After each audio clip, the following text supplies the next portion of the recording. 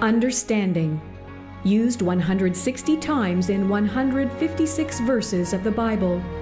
The intelligence and insight of both God and men.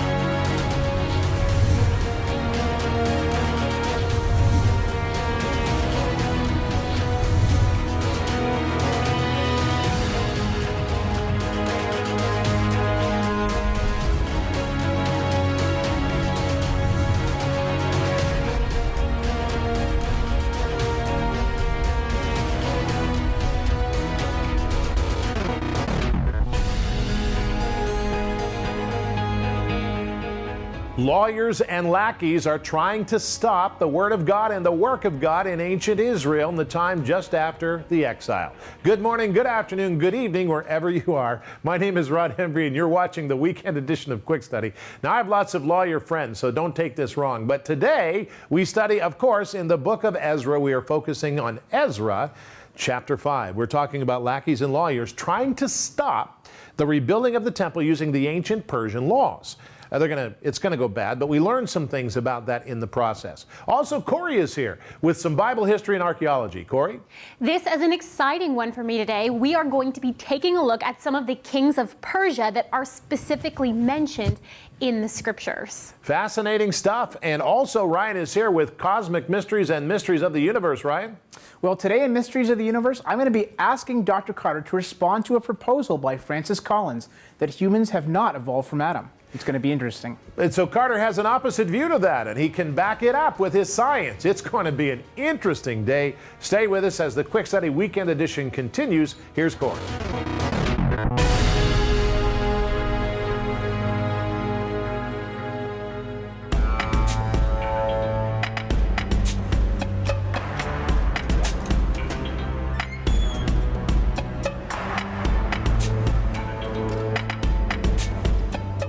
Right now in the scriptures, we are in the time period of the Persian Empire, when Persia had dominance over the Middle East and Judah and Israel. Right now, you and I are going to take a look at a cylinder that was manufactured by Cyrus. One of the most deadly, cunning, and effective military leaders of history has recently been touted as one of the world's first civil rights activists. King Cyrus the Great of Persia led his empire with a mixture of uncompromising violence and religious freedom for conquered people. With his new political take, he conquered the empire of Babylon, in which was found the exiled people of Israel and Judah. The Hebrew prophet Isaiah had written over 100 years before Cyrus a direct message for him from God, preserved today as Isaiah chapter 45. The books of 2nd Chronicles and Ezra have this fulfilled prophecy recorded, part of King Cyrus's decree to rebuild Jerusalem. Today, we know of King Cyrus's politics through the Bible and a cylindrical object that's 9 inches long by 4 inches wide. This document was written in ancient Akkadian and discovered in 1879 in Babylon. It's believed to have been a foundation stone, a commemorative text written for Cyrus as he rebuilt Babylon. The text speaks of Babylon and Cyrus, and also outlines a critical policy. Cyrus allowed previously captive peoples to return to their homelands to rebuild their religious sanctuaries, with public funding and their previously plundered costly religious icons. This is exactly what the Bible claims King Cyrus did for Israel. Once again, history as we unbury it is showing the Bible's account trustworthy. Another tremendous discovery was made in early 2010. 2 fragments of a copy of the cylinder were found in the British Museum. These pieces originally came from a city south of Babylon, meaning there was a copy very close by in another important city of that day. It gives strong evidence to the fact that the cylinder's contents were distributed around the Persian Empire as an imperial decree of the king.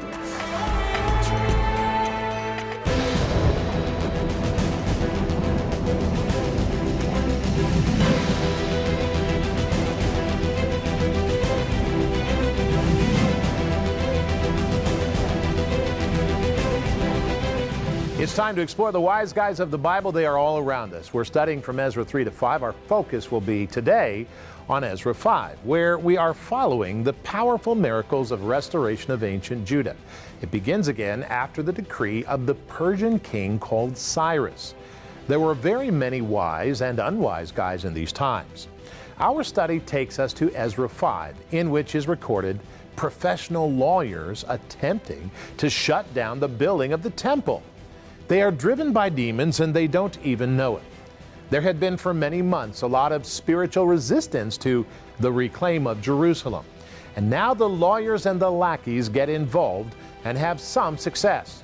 But God's people are not stopped. They're convicted and they're going to move on.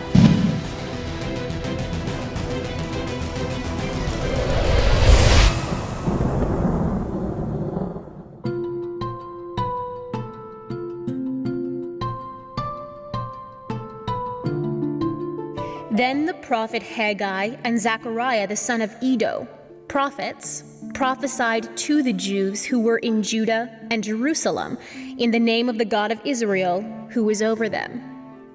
So Zerubbabel the son of Shealtiel and Jeshua the son of Jozadak rose up and began to build the house of God which is in Jerusalem, and the prophets of God were with them, helping them. At the same time, Tatnai, the governor of the region beyond the river, and Shethar-Boznai and their companions came to them and spoke thus to them: "Who has commanded you to build this temple and finish this wall?" Then, accordingly, we told them the names of the men who were constructing this building. But the eye of their God was upon the elders of the Jews, so that they could not make them cease till a report could go to Darius. Then a written answer was returned concerning this matter. This is a copy of the letter that Tatnai sent. The governor of the region beyond the river, and Shethar-Boznai and his companions, the Persians who were in the region beyond the river, to Darius the king.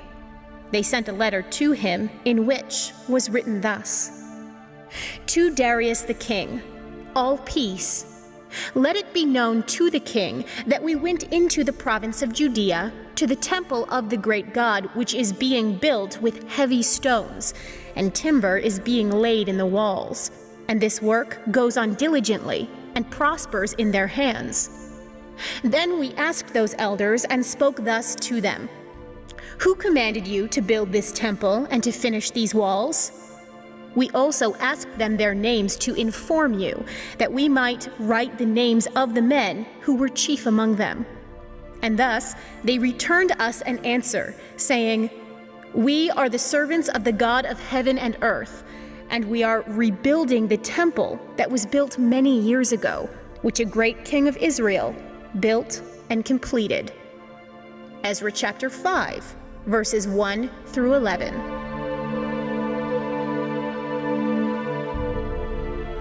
You're watching the Quick Study Weekend Edition program. Thank you for joining us, and it is a great weekend to be studying the Bible. We are in the book of Ezra. Now, this is part of the historical books. Israel, Judah, has been defeated by Babylon, 70 years in captivity. Great prophets like Ezekiel and Daniel. Remember the story, the Babylonian names Shadrach, Meshach, and Abednego. The book of Esther, all of this happened, and now we're in the restoration time of restoring ancient Israel about the 4th, 5th century BC. Ezra, second to Moses, is one of the most important men and scribes in the Bible. He is responsible for the way the Hebrew Bible is laid out today. And he is a brilliant scribe and a man of faith. And as the book itself says, for the good hand of the Lord was upon him. Now today, we're running into lawyers and lackeys. And no offense to my lawyer friends, I have a lot of lawyer friends, not trying to offend you, but human law is frequently used to try to stop the work of God. Here is Ezra chapter 5, verses 1 to 4. Then the prophet Haggai and Zechariah the son of Iddo, prophets, prophesied to the Jews who were in Judah and Jerusalem in the name of the God of Israel who was over them. They're responding to God. So Zerubbabel the son of Shealtiel and Jeshua the son of Jehozadak rose up and began to build the house of God which is in Jerusalem. And the prophets of God were with them, helping them. That's an amazing thing. So you have builders and you have the prophets there also building and prophesying as they're restoring. Verse 3. At the same time, Tattenai, the governor of the region beyond the river, and Shethar-Boznai, their companions actually came to them and spoke to them and said, "Who has commanded you to build this temple and finish the wall?" Then accordingly, we told them the names of the men who were constructing this building. Now, before we go to our first study-wise point, let me mention here that Satan has risen up in this governor, and he's risen up in these lawyers to come and try to stop the building of the temple of God. And they're going to create all kinds of frustrations for them. And all the men are trying to do is do what God has asked them to do and restore the temple of God. Beloved, when you do the will of God, expect resistance. Satan is always in the way, and frequently he uses the laws of men and the laws of society to get in the way. That does not give us permission to break the law. Here we see that the names were carefully reported to them. They submitted themselves to the law, but they were still answering to a higher law, and that was God. Brings us to our first study-wise point. Satan is a legalist. And he will always use the laws of man. In fact, he will also use the legalistic traditions of the church to try and stop God's purposes in us. There are those in the church who feel that the only thing that matters is how we look according to the rules of the church, rather than the condition of our heart. Now, let me say that revival and reformation is not about changing the law or even enforcing the law. It's about changing the heart and healing the heart. Revival and restoration is not about the law or pushing the law or enforcing the law. It's about changing the heart and healing the heart. That's what revival is about. Now, with that in mind, we move upon verse 5, and it says, I love this part, but the eye of their God was upon the elders of the Jews, so they could not make them cease till the report went back to Persia to Darius, and then a written answer was returned concerning the matter. The study point number 2 is this. Satan, I want you to listen to this. Now listen to this. Satan will not prevail when the people of God have a heart to serve his purposes and not serve themselves. Satan will not prevail when the people of God have a heart to serve his purposes and not themselves. See, the problem is many people today have a heart to serve themselves in the church, but they don't have a heart to serve the church for God. And that's a big problem. We must continue on because I'm running out of time. In verses 6 to 11, it says this. This is a copy of the letter that Tattenai sent, the governor of the region beyond the river, and Shethar-Boznai and his companions, the Persians, who were in the region beyond the river, to Darius the king, and they sent the letter to him, in which was written thus, to Darius the king, all peace. Let it be known to the king that we went to the province of Judea, to the temple of the great God, which is being built with heavy stones and timber, being laid in the walls, and the work goes on diligently. Verse 9, then we asked the elders and spoke to them, who commanded you to build the temple and finish the walls? And we also asked them if their names were what they were to inform you, that we might write their names who were chief among them. And thus they returned to us an answer, saying, we are the servants of the Lord of of earth, heaven and earth, and we are rebuilding the temple that was built many years ago, which the king of Israel had built and completed.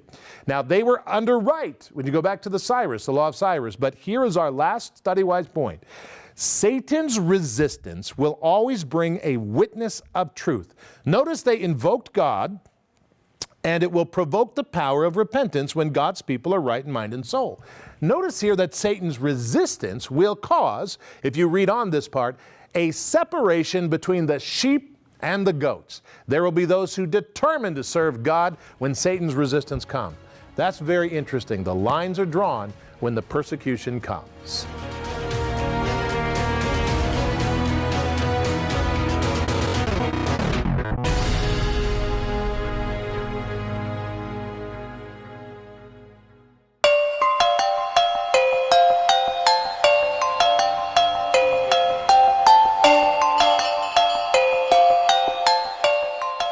When it comes to naming Persian kings in the Bible, sometimes different names are used for the same king because the kings had, well, different names. Right now, you and I are going to take a look at one named Ahasuerus.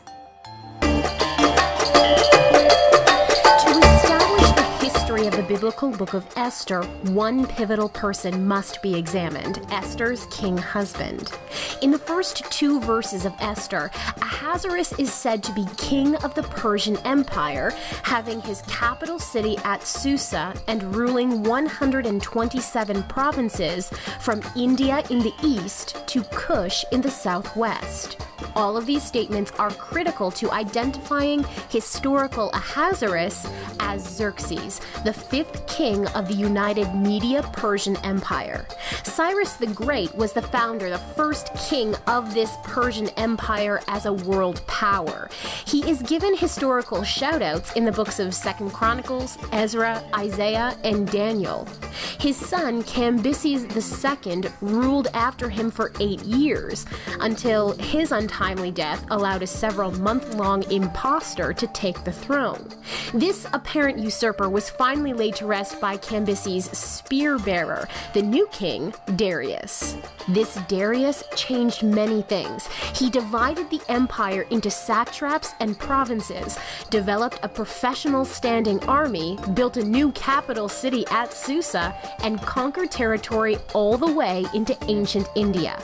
After his death, his son Xerxes takes the throne of a Persian empire that is exactly how Esther describes it.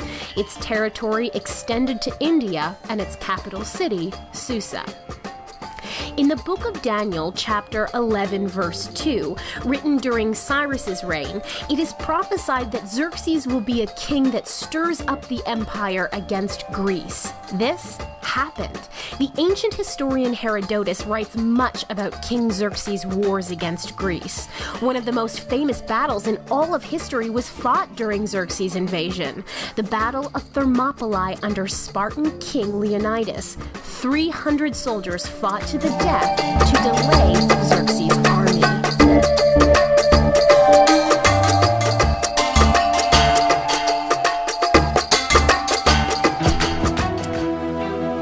Quick Study TV presents the Quick Study Wise Guide, published every month.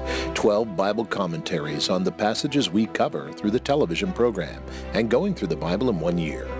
This all-original material is packaged in a beautiful booklet containing 32 pages of exclusive Bible commentary from Rod Hembry. The Quick Study Wise Guide is not available in bookstores or online anywhere except through the BibleDiscoveryTV.com website. Don't miss a day of your journey through the Bible. When you support regularly with a gift of any amount, we will automatically send you the Quick Study Wise Guide every single month. To write and give, send to P.O. Box 150, Murraysville, Pennsylvania 15668 0150. In Canada, P.O. Box 456, Orangeville, Ontario L9W5G2. You can call at 519-940-8338 or 724-733-8336. You can also give safely online at BibleDiscoveryTV.com.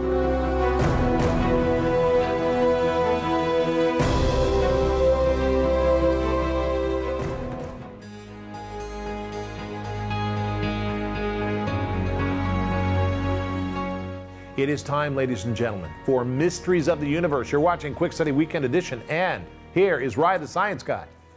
Well, coming up now, marine biologist and genetics expert Dr. Robert Carter responds to a proposal by a man named Francis Collins. Collins proposes that humans have not evolved from Adam.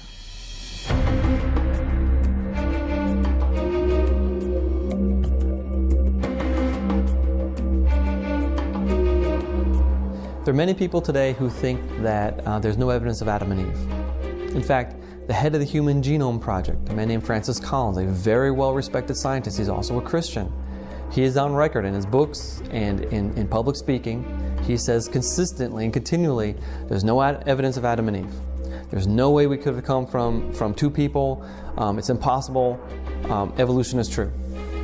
I completely disagree with him. I think that he and many other people have just taken the evolutionary model and they've never actually looked at what the Bible would predict. The Bible predicts a lot of what we see in modern genetics. In fact, the Bible can't be excluded when you look at the data in modern genetics. The Bible can explain that. In fact, there's a lot of ad hoc things that have been added to evolutionary theory, like this bottleneck that occurred right before the Out of Africa event. Well, that was invented to explain away the fact that humanity across the world is so similar to one another. But that's a direct prediction of the Bible. The Bible says we came from two people, therefore there's a limit on genetic diversity. And there are many other examples. I'm actually very frustrated, and I don't know why there are so many people in the world who are Christians who, I understand why a Christian would believe in evolution, because I was there once. And that's hard. You got to really think, and you got to wrestle, and you got to really distance yourself from the world, and that makes some people angry. And a lot of people don't like to lose reputation, all that kind of stuff. But I don't know why so many of those people are turning on the young Earth creationists and attacking them. Because they've thrown down the gauntlet. They said there's absolutely no evidence of Adam and Eve. Genesis is wrong. Anyone who believes it is a naive fool.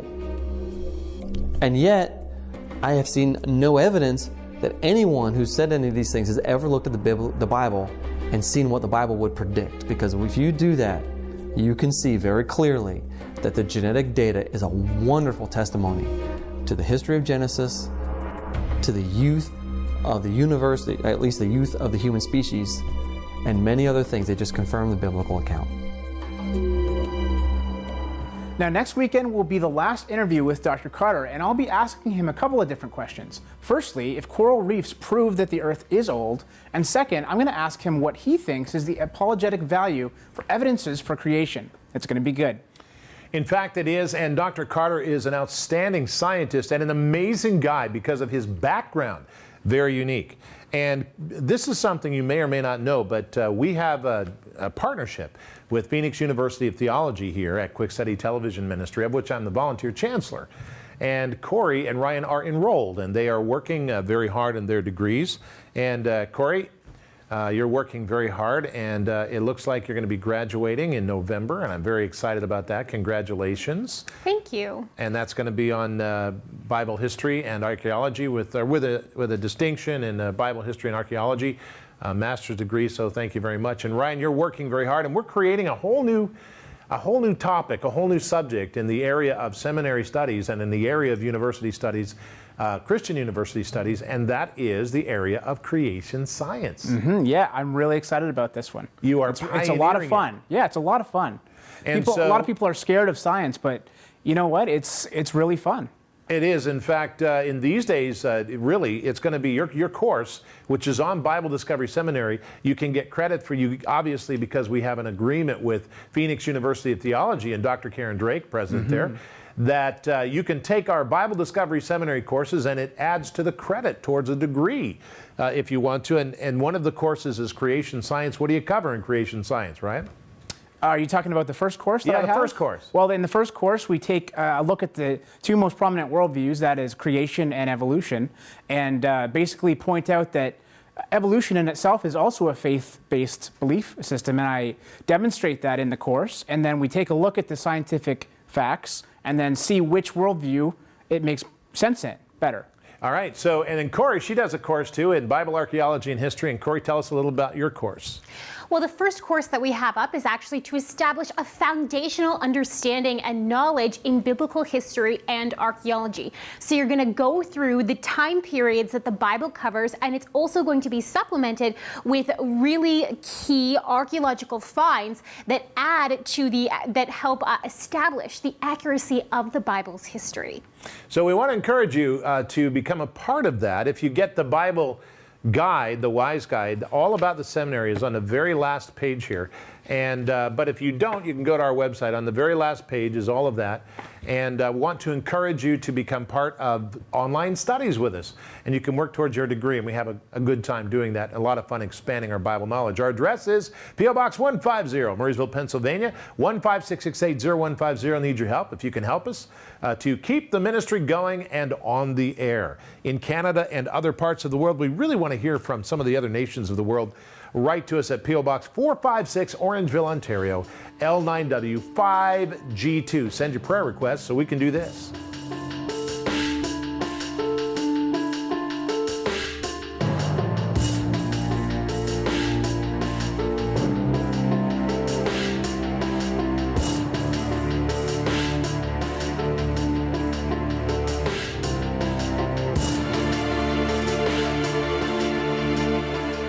The land of Israel was returned to the rebellious cultures of pre-conquest Canaan because God's people forgot and forsook God's word. This is a familiar pattern in history. When God's people no longer trust in God, the very statement, "In God we trust," becomes a meaningless, pointless slogan. Our God then turns us over to our own lust and vices. We lose the land. But when we learn to return, the land will be returned, but not easily. It will take work, devotion, patience, and revival can come, but it will take serious conviction to complete it. With that we pray, Lord, help me to develop the power of perseverance when moving into change my world with your glory.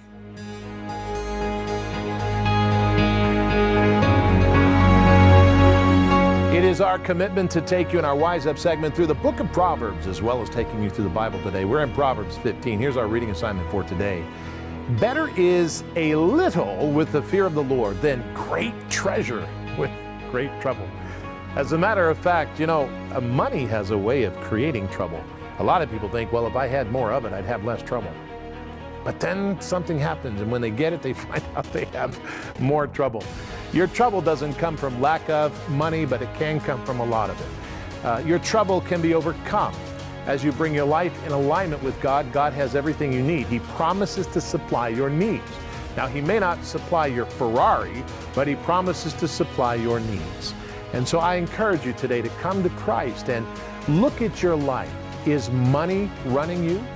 Are you driving the car, or is the car driving you?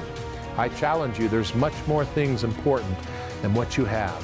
It's who you are and who God made you to be. Come to Jesus and learn your real destination and learn who you really are.